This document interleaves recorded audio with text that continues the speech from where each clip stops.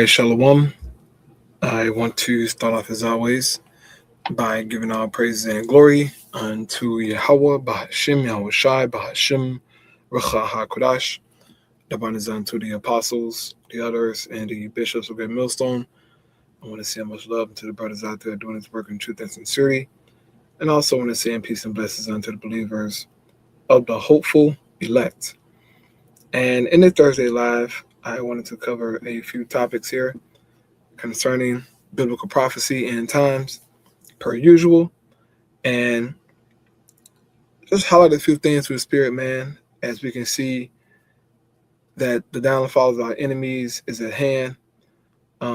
Major prophecies like the MOTB and World War III are up and rolling, and ultimately the return of Yahweh Shai, because all the signs that we see is leading to the appearance of Yahweh Shai and the angels. Now, recently, I saw TikTok. Eve made a TikTok, and she said that Jesus isn't coming back. Now, we know our Lord's name is not Jesus. His name is Yahweh Shai. But she just spoke about what she knew from Christianity. And she said basically that we are wasting our time waiting on a Messiah to return and save us from these conditions. She said we need to take action in the real world and do this and do that so we can save ourselves. A person who's talking like that is a complete idiot, first and foremost. Don't believe in the scriptures, don't believe in the Most High. But secondly, just looking at it from a worldly point of view, what Jake gonna do to redeem themselves from under the hand of Esau?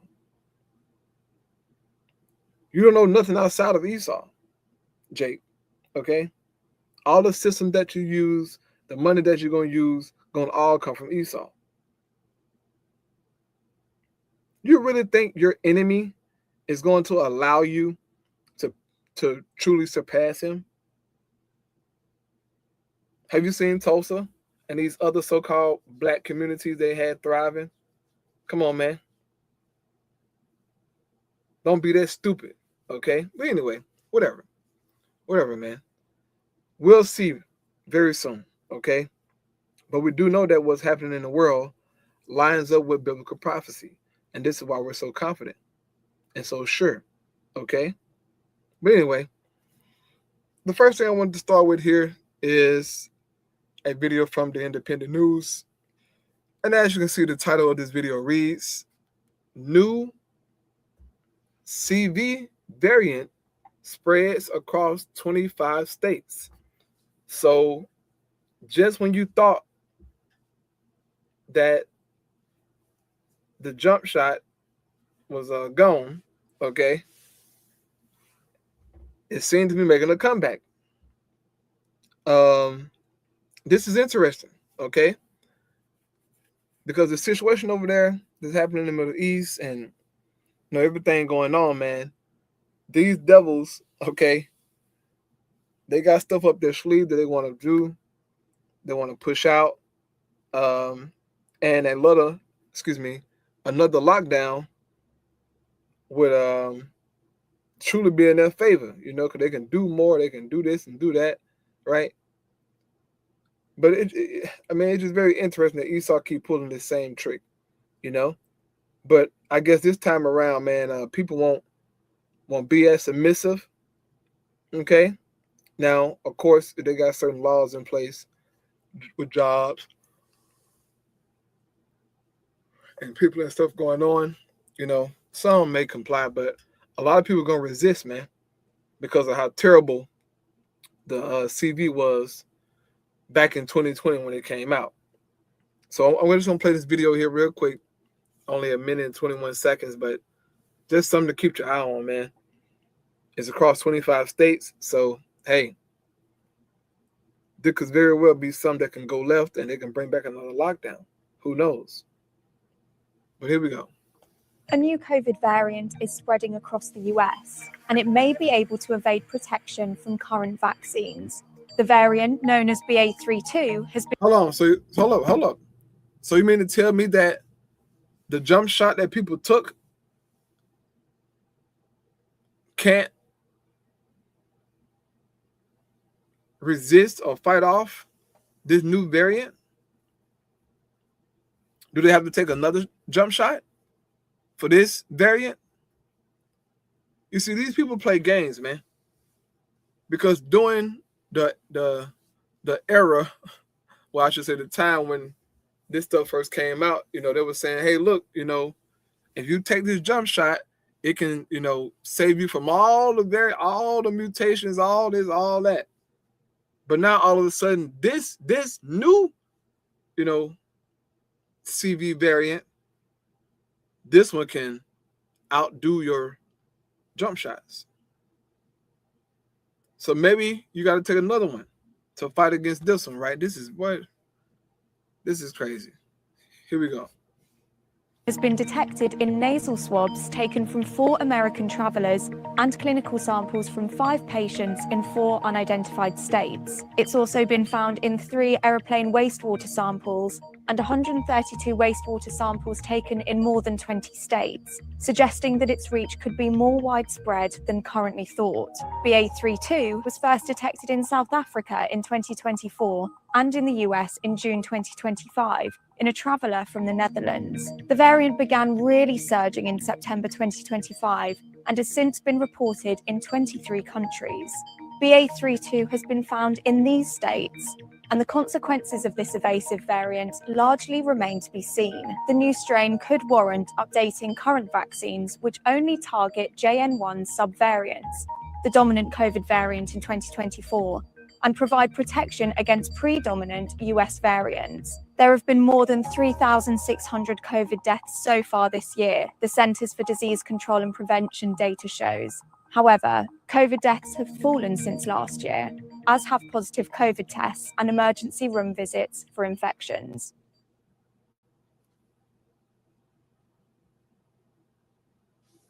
Okay, so this is just something, man, that I pray that brothers, just keep their eyes on.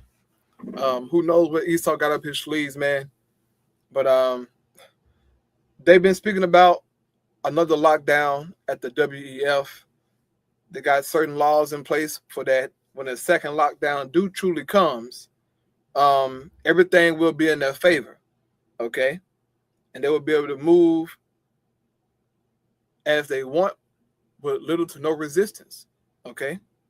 But anyway, just want to put that there. Now, I want to go to this video here and speak about this coming control grid, okay, that these devils are setting up. And this guy here, Warner, I played a few of his videos before back in the past concerning this MOTB and the system that's going to come with it. And so here, just as of recently,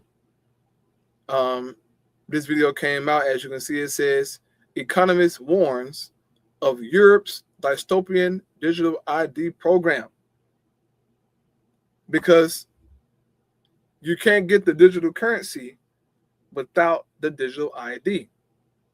The digital ID ties you into the system completely, okay? That's going to be your verification for everything, to get access to everything. You're going to have a digital ID, which is going to enslave you to this new digital control grid that Esau is setting up. So I want to take it back to about here, and I'll let it play so you can hear what he's going to say, man, because this is very interesting, okay? The MOTB is right around the corner, and you brothers and sisters need to be well equipped in the spirit, all right, on this information so you can know to resist it, okay? You can know what to look for when these devils introduce this stuff to the world, because it's coming, man, Now, I'm not saying that we can't have a digital ID or have digital currencies, but you don't want to get nothing put inside your body. That's what you don't want, right? But here we go. Let's start right here. Okay, audio good. Yeah, man, the world to come, excuse me, the society to come is going to be a very, very tricky one, okay? Very hard one. Because once they take away your financial autonomy, bro, you can just pretty much hang it up. And you're going to be at their beckoning will, right? At their beckoning command. But here we go. And is the author of the best-selling book, Princes of the Yen. His quantity theory of credits and empirical research on bank money creation have contributed significantly to monetary economics. Thank you, Richard, for being with us. Thank you very much. Thank you very much. It's a pleasure to be here, and thanks to you for joining us. I'll talk about CBDCs, the tokenization of life, and the digital ID prison. Now, the central planners are keen to introduce digital currency. According to a McKinsey study of 2022, at the time, 90% of all central banks pursue a central bank digital currency project. Okay. And what's new about this? We're being told it's the digital aspect. That's how they're marketing it. And there's various statements from, for example, the European Central Bank and other central banks where they emphasize, oh, you know, we need something digital. It's the digital age, so it's quite natural. Well, is that narrative really true? Because most of the payments we're doing nowadays in our everyday lives have been digital. They've been digital for decades, whether it's debit card payments, credit card payments, Apple Pay, Google Pay, Monzo, even, you know, the ones that appear to be new and novel, well, they still all link back to a bank account. And so banks are involved. And how do banks process this? How are transactions made? Well, our bank money, which is the money we've been using for a long time, certainly at least half a century, has been digital. We have been using digital money. And that's an important point because it shows that what they're selling this at as the novelty being the digital aspect is just not true. We've been using what you could call BDC, bank digital currency, for decades. That's not new. The digital aspect is not new. So what is new? What is new about CBDCs? Well, we've been using BDC. What's the difference to CBDC? It's the C. What is the C?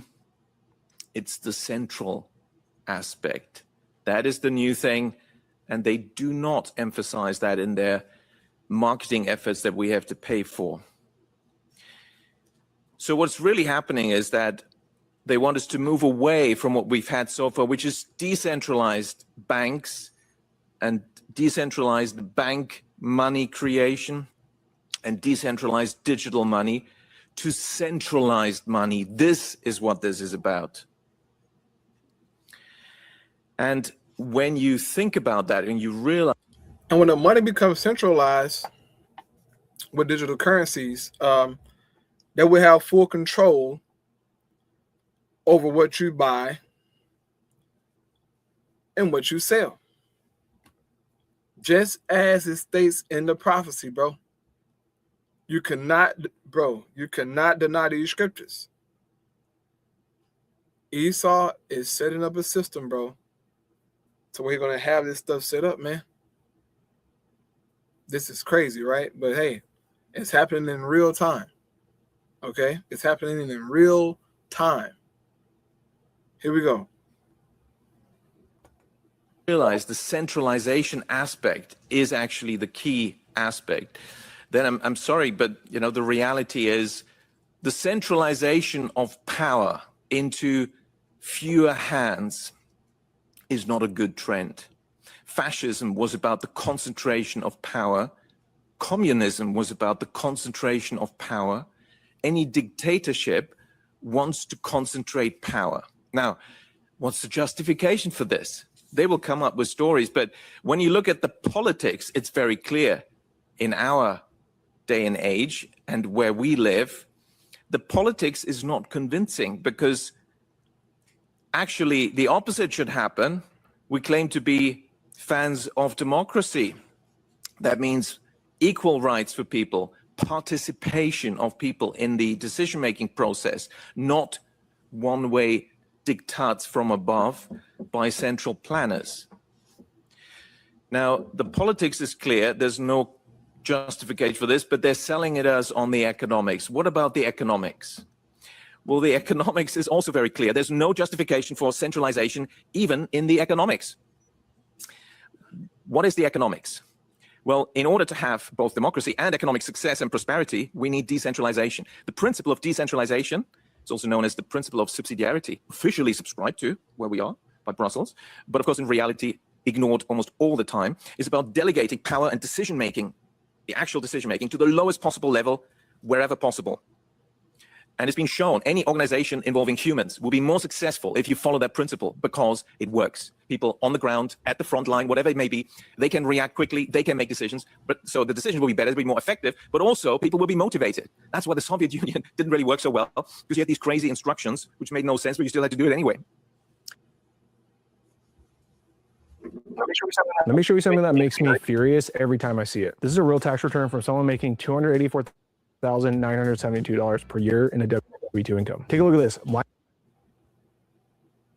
So this principle is well established. I wrote a paper on this, Subsidiarity as Secret of Success. And it's an HR journal, Employee Relations. It's open access, so have a look at it. So we have no political justification and no economic justification. And yet the central planners demand more power and more concentration of power into their hands. And it's pretty bad, I tell you. It's been going on for years. They want to control all transactions. Let's start with transactions. Since the 2014 e-invoicing directive and the regulation 910, the Commission has made... That's in the scriptures. They want to control your transactions. No man may buy or sell. And they're going to get that control once the money becomes digitized, man. It's not that hard to see. The Bible is straightforward, man, about what Esau is going to come with. And you still have brothers and sisters out there who are confused by what the MOTB is, okay? It's digital currency that will be placed in your hand via that chip. That's what it is. How else will they control your buying and selling? They don't know if I got cash on me right now. That's impossible to tell. But if I had digital currency, as if we have a form of digital currency, right, you know, with these bank apps and Apple Pay, you know, whatever, that's, you know, digital currency that can be traced, but it's not centralized, okay? As in bankers or the government controls it, right?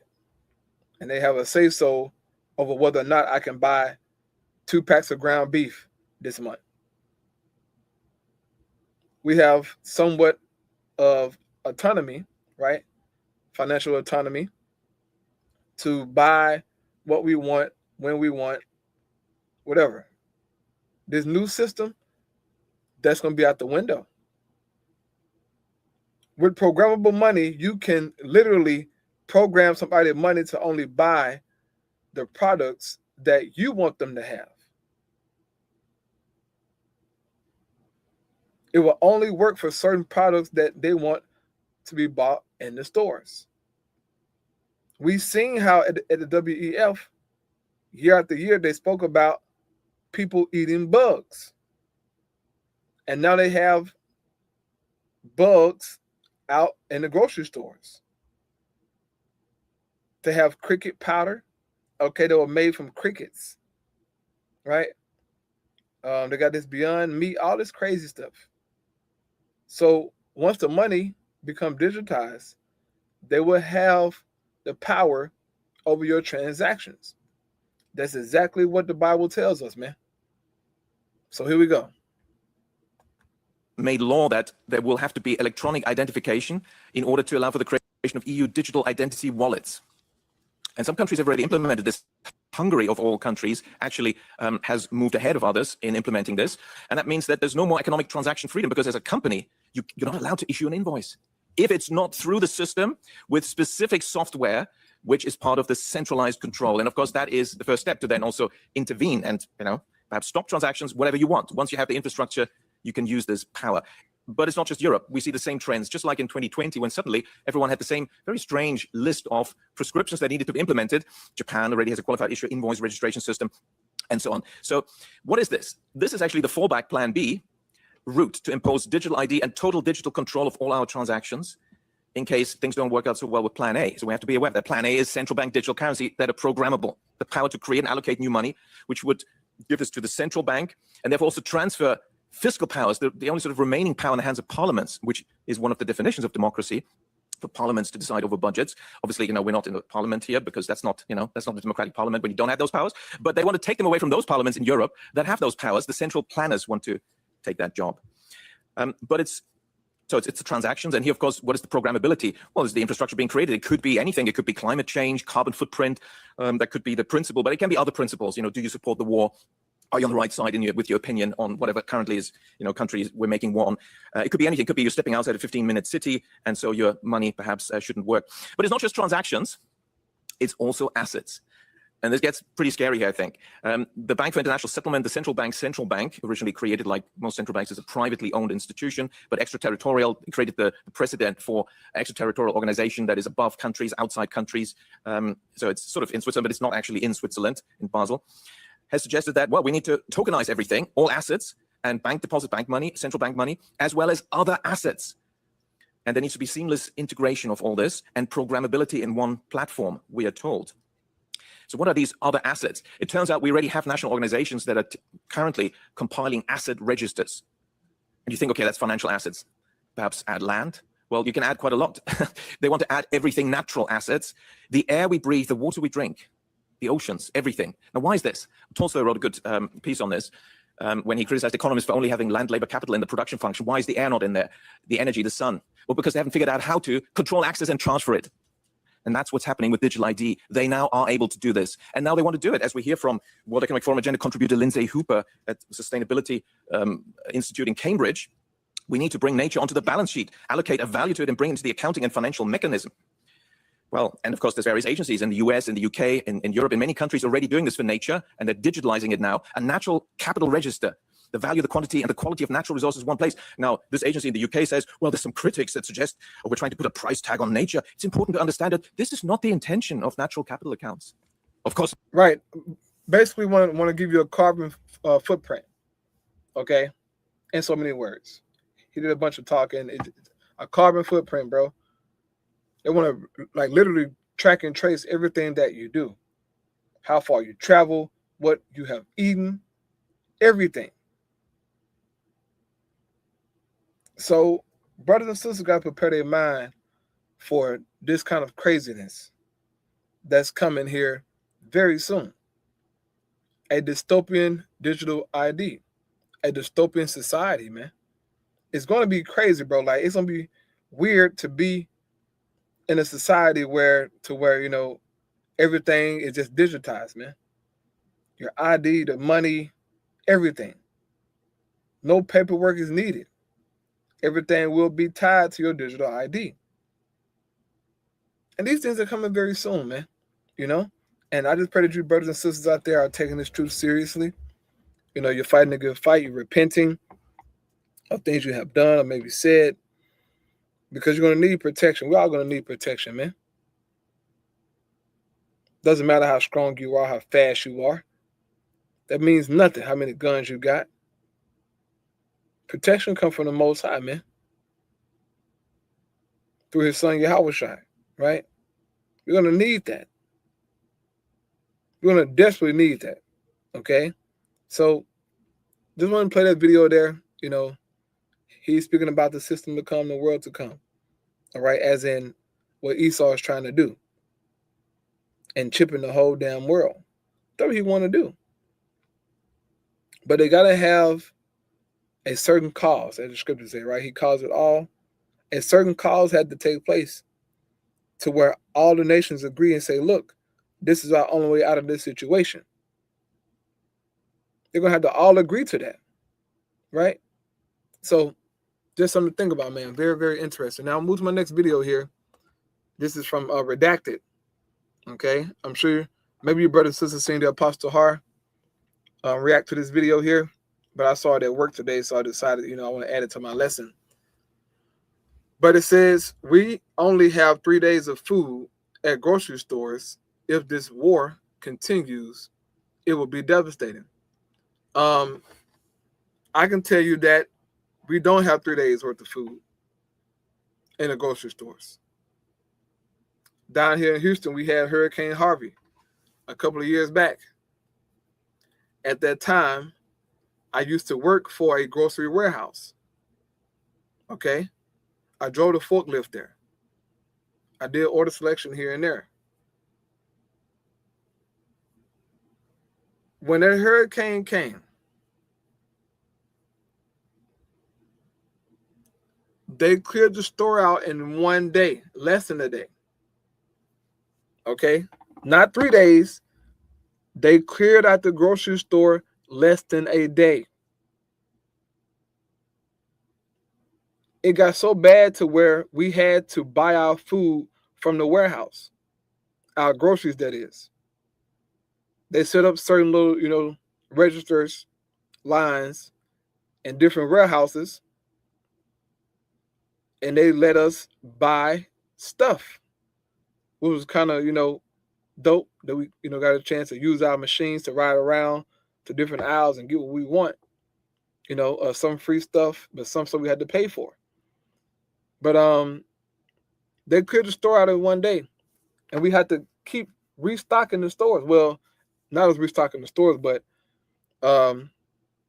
we had to work long hours to get food out to the people. But 1 day, man, they cleared it, bro. Out here in Houston, it's so many people in Houston, bro. It's crazy out here. Okay, it's so many people in H-Town, man. It's ridiculous, and the number keeps growing. Yeah, I don't believe it's 3 days worth of food. That what my eyes told me. That what my job told me. No, sir. 1 day. Okay? 1 day. When there's a true famine out here, bro, true crisis, bro, you're going to see.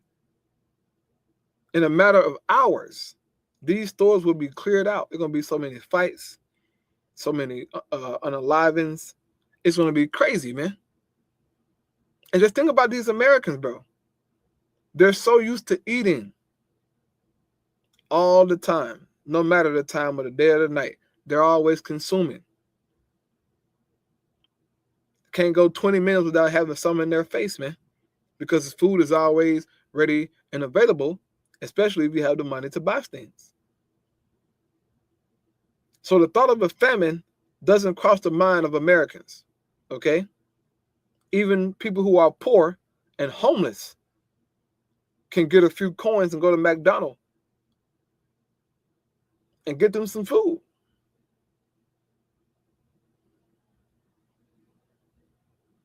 So when a true famine hits, bro, you can just only imagine, right, how barbaric, okay, how unruly, how cold-hearted these people will behave towards each other. As it says in 2 Ezra 15, 2 Ezra 16, but in particular 2 Ezra 15 about the neighbor not sparing his neighbor, not showing any mercy because of the lack of bread. The Bible don't say these things in vain, man. The Most High didn't give the Most High did not give the prophets these prophecies in vain.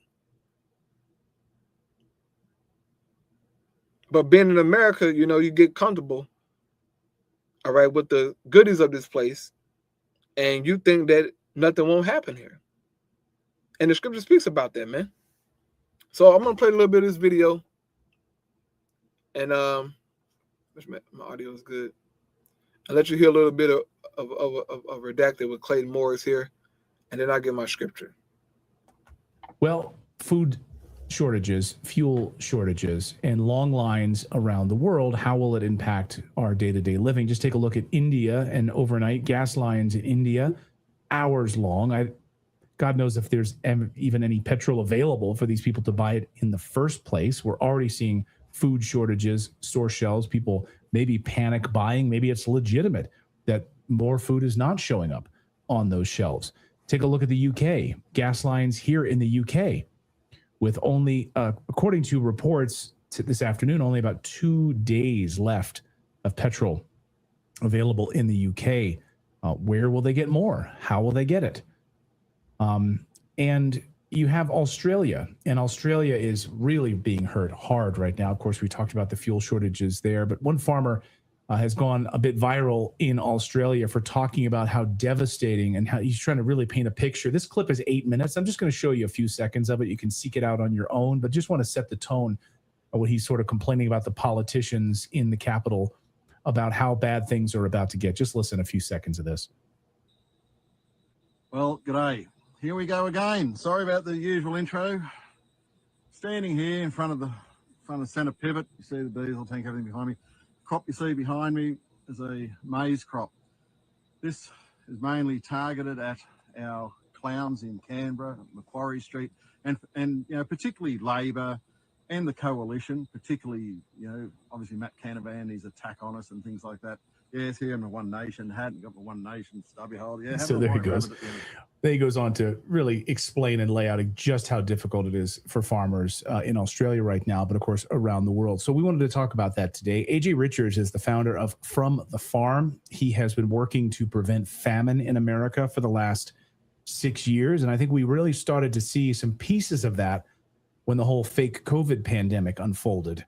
And you got to see sort of the trial run of like what a possible famine actually might look like. AJ, welcome to the show. Great to see you. Right. And you see what that war is doing, okay? Economically, gas is going up. These economists have been saying that if this war continues on for a couple of months, we're going to see prices spike in food, rent, everything going to spike. And this is by design, okay? These devils don't make any moves without having a plan behind it or a plan with it. This is how Esau operates. They do nothing in vain. It's very calculated. It's been thought out. They've been having think tanks. They've been studying it for years. Esau don't do nothing out of vain, bro. So people have been speaking about, you know, hey, this war could really collapse the global economy. Okay? And hey, that could very well be true. That could be a way for them to bring in this new digital control grid, right? This dystopian future, so to speak. This could very well lead to that. Pretty much make people beg for a new way, a better way, right? You go to the grocery store, a loaf of bread costs $20. They'll drive you crazy. Gallon of milk, $35. We're talking hyperinflation, man. And the reason being is because of a lack of food, man. This is very interesting, you know? Very, very interesting. And it goes to show you that what the Most High said in his word is true, man. Real quick, I'll read this first. This is 2 Ezra 6:22 GNT Bible. It says, planted fields will suddenly become bare, and full barns will suddenly become empty. Meaning what? A famine is coming. Then a trumpet will sound, and sudden terror will grip the heart of everyone when they hear it, right? They watch the news, right? And look, you know, we down on food, you know, this, that, and the third. It's hard, right? TikTok, whatever you may see it on. And terror is going to grip people's minds, especially in America, bro. We are not used to seeing no famine. We don't know what a famine is like in this land. We all have access to food one way or another, bro. Okay, if you got $10, you can go to McDonald's. You can get some food, right? You can go get some food. So when it's not ready and available for the people, man, it's gonna get crazy, right? It says friends will fight like enemies, and the earth and its people will be terrified.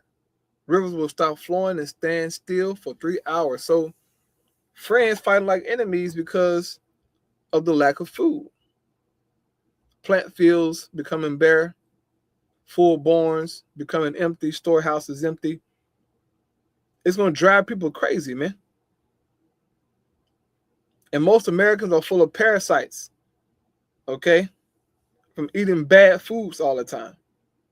This is why they so goddamn big. This is why they stay hungry. It's the parasites, man. Sending signals to your brain telling you go eat, right, to feed them.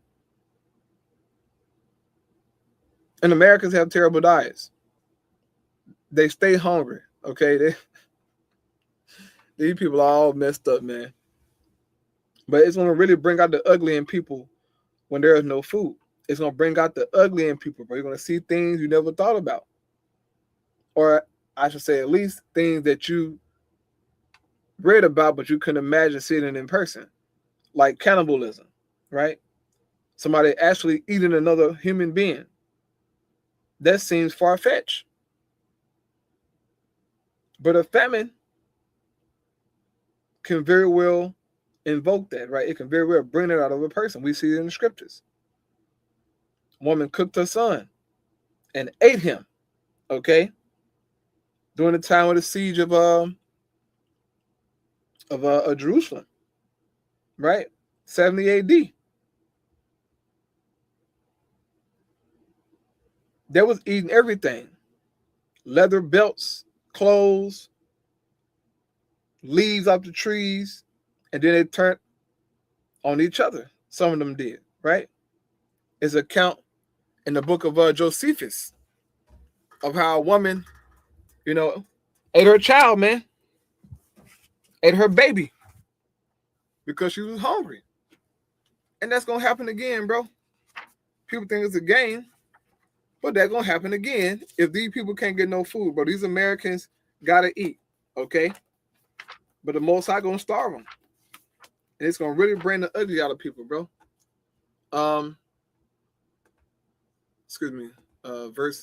Chapter 15. Because he's showing a video or a compilation video of things happening around the world. Everybody being affected by this stuff, man. This is 2 Ezra 15, verse 5. The Lord says, I'm going to bring terrible disasters on the whole world. War and famine, death and destruction. Because wickedness has spread everywhere and evil has reached its limit. So the reason for these plagues, man, is because of evil and wickedness. We see it 24/7, right? Especially being here in America. You wake up early in the morning, wickedness, right? You go to sleep, you see it, wickedness. It's very vexing, it's very unclean, it's very bothering, man, to the spirit, to the mind. You see this shit all day long, man. And it goes unchecked for the most part, right? It goes unchecked, man. But the Most High about to check these people, okay? He's going to check them and he's going to destroy them. So here we go. Let's go back to the video. What we at here? Here we go. Yeah, thanks for having me. Appreciate it. So I'm sure you've been watching this very, very closely, not just over the past 3 weeks as this war has unfolded, but for years. What started to concern you maybe before this war broke out that our system, I think that's what the thing I want to hit on too, is that our system was already incredibly fragile, right? Before this, you add in an Iranian war on top of it. Can you talk about specifically, I guess, in the United States, what you were seeing ahead of time? Yeah. So in my family are 6th generation ranchers from southern Utah, northern Arizona, and we were selling beef direct to consumer in 2019. And then when COVID hit, we called our local processor to get our next round of livestock scheduled for processing so we could feed our customers. And the disruption of COVID and what happened in the large-scale slaughterhouses caused a cascading effect that backed up our smaller local processors. So when we called to get our next round of processing, they told us, yeah, we can get you in a year and a half. Now, for context, a week or two prior to that moment, we would call and say, hey, we have 5, when can we get them in? And it was literally within a week or two. And so when COVID hit and disrupted the entire supply chain, it became very clear that our supply chain has become so degraded that most of us don't even know this is happening.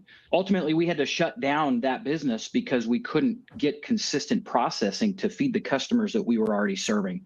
So that was sort of the first big, aha moment that we're in trouble. Ranchers and farmers have been screaming about this across the country for a long time, but we didn't really start seeing the effects of that until COVID hit. And it just became really clear we've got some real work to do in this country to get us back on track. What are the mechanisms that broke down? What do you think? Where were the failure points? Yeah, there's a few. And first of all, the large-scale corporate-owned slaughterhouses, 4 companies control 85% of the meat we consume, and there's roughly 30 slaughterhouses that process 80% of the meat we consume in our entire nation. So they're processing around 6,000 plus head of livestock a day. So when COVID hit and those folks couldn't come to work and process, they weren't doing the processing. And our system is built so efficiently for just-in-time delivery that if you're processing 6,000 head of cattle today, you've got 6,000 more coming tomorrow and the next day and the next day and so on.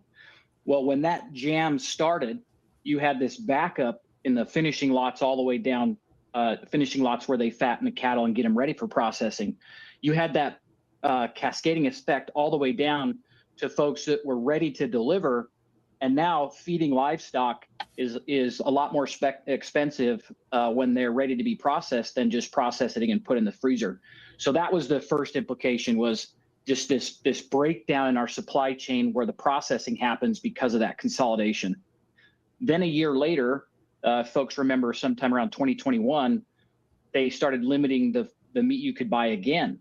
And that time it was because JBS got hacked and had an $11 million ransom they had to pay, but they were locked out of their system for, I think it was like a week or something like that.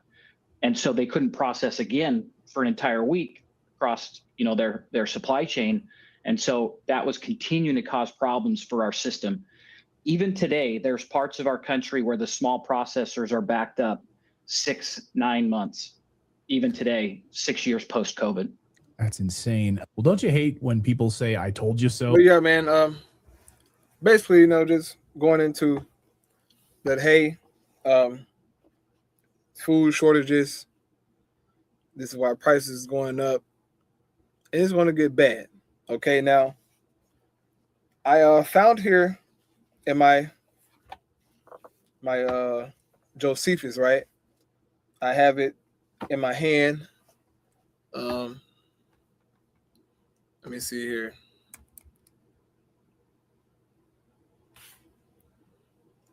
I'll show you the book I'm reading from. Let's see.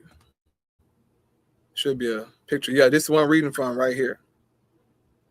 Which this coin says Judah, or it says Judea capta, Judah captured, right? Judah enslaved. Got an Israelite man here, and then you got an Israelite woman. I think, yeah, it's a woman sitting down. But just evidence of Jake falling in 70 AD, okay? We showed you that it was a real event. Judah captured.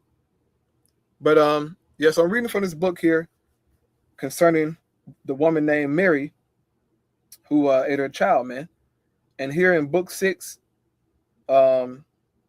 chapter 3, section 4, and I want to read the bottom portion of 204 down to 208, right?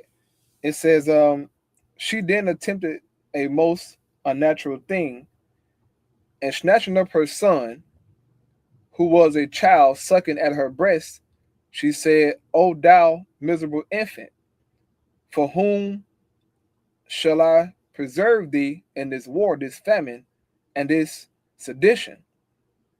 As to the war with the Romans, if they hold up. Yeah.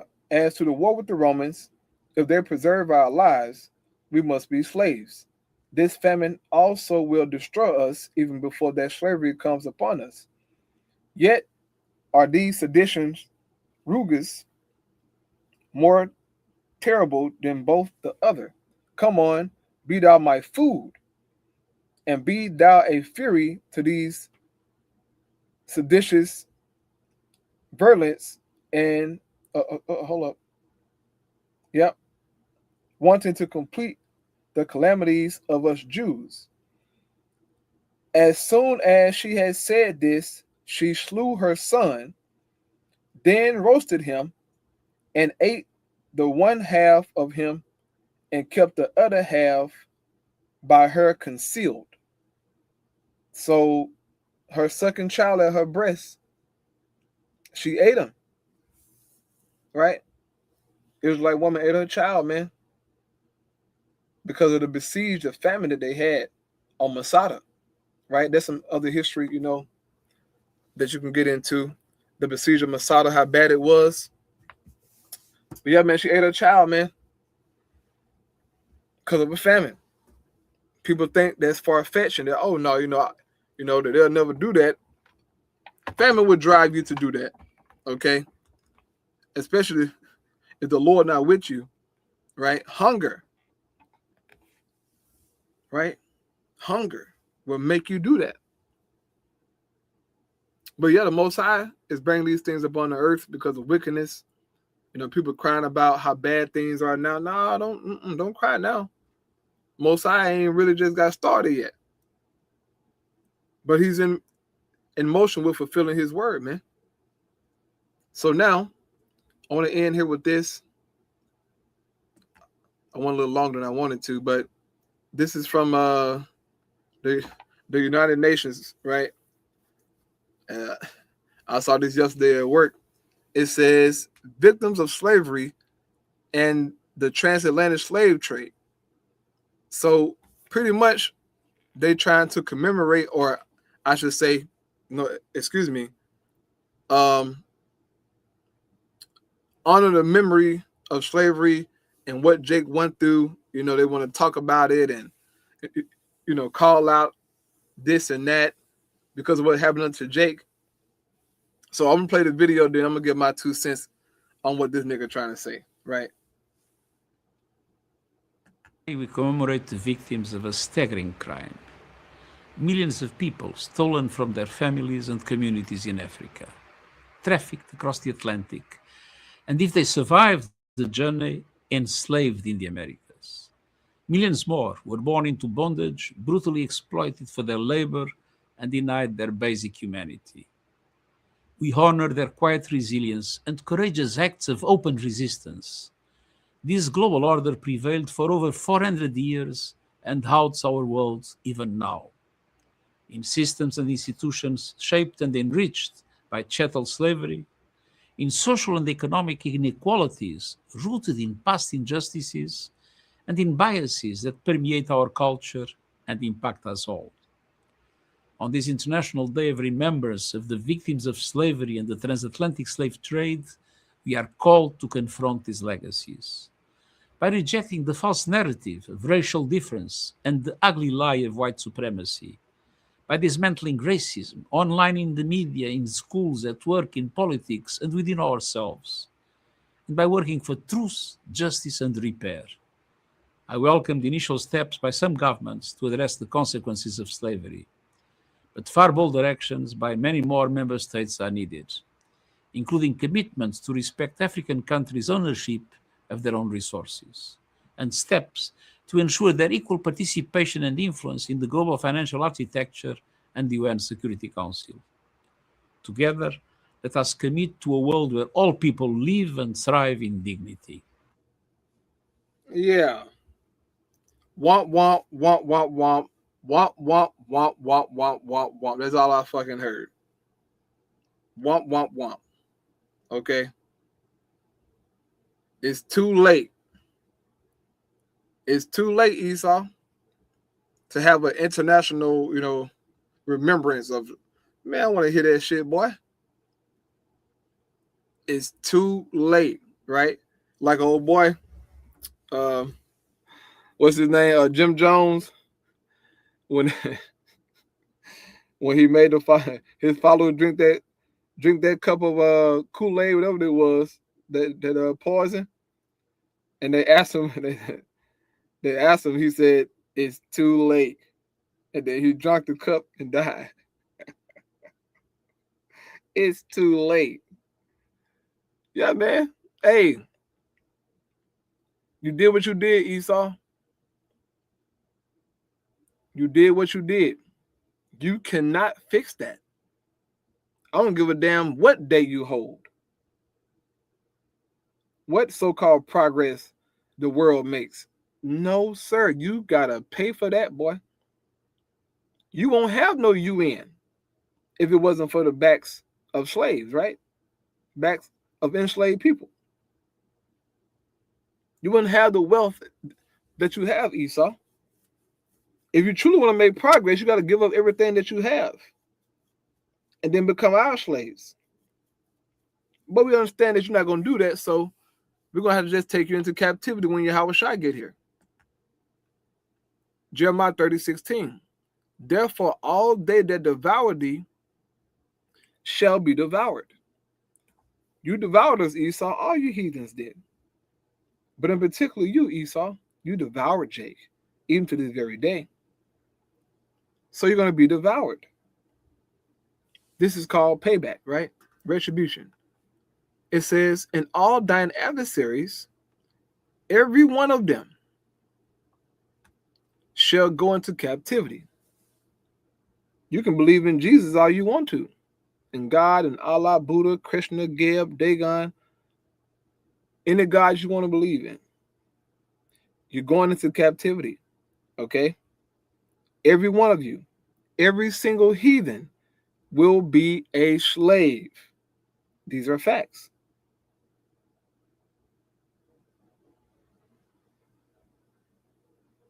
It says, and they that spoiled thee shall be a spoil. So those who took from us, robbed us of everything that we had, we're going to spoil you and take your stuff, okay? Which is not yours, it's just ours. We're getting our stuff back. And some, right? It says, and all that prey upon thee will I give for a prey. So the Most High going to give you over unto us for a prey. And you can only imagine what we're going to do to you, Esau. If you think slavery was bad and brutal, you wait till Jake gets you in the kingdom. You're going to hate existence. You're going to hate air. You're going to hate the sun. You're going to hate everything because of how miserable life will be for you Edomites, all you heathens. But in particular, you, Esau, the Bible highlights you, man, for what you did unto Jake. Ezekiel chapter 35. Seeing that you didn't hate blood, blood shall pursue thee. And the Most High is preparing you unto blood, man. We're going to have spiritual powers in the kingdom of heaven, Esau. Our minds going to be unlocked. We're going to know of every torture ever known. Even new ways of torturing you. Okay? Look, we're going to understand human anatomy. Okay, we're going to be high-level beings. High-level beings with crazy understanding. We're going to know how the human body works and what to tweak, what to touch to really drive you crazy. To tap into your nervous system and set it on fire. It's going to be crazy for you, Esau. It says, for I will restore health unto thee, right? And the Most High is doing that. By first and foremost giving us this word, man, his spirit. We've been restored back to health. It says, and I will heal thee of thy wounds. said the Lord Yahweh. And indeed, our enemies gave us wounds, man, that for a long period of time, they seemed uncurable, right? But the Most High had something to cure Jake, and that was the word, man, our life source. It says, because they called thee an outcast, right? You bunch of niggas. Y'all ain't nothing but monkeys and this and that. Saying, this is Zion, whom no man seeketh after, right? Yeah, you niggas ain't nothing. You dumb, you stupid, right? It says, thus said the Lord Yahweh, behold, I will bring again the captivity of Jacob's tents, and have mercy on his dwelling places, and the city shall be builded upon her own heap, and the palace shall remain after the manner thereof. And out of them shall proceed thanksgiving, and the voice of them that make merry, right? Because we're going to have a good time in the kingdom, man. Most High going to bless us. It says, and I will multiply them, and they shall not be few. I will also glorify them, and they shall not be small. Their children also shall be as aforetime, and their congregation shall be established before me, and I will punish all those that oppress them. So you can keep your National Remembrance Day, whatever you got going on, Esau. You got to pay, bro. Simple and plain. So I pray that was edified. I'm going to get up out of here, man. All praise Yahweh by Shema Shai. Shalom.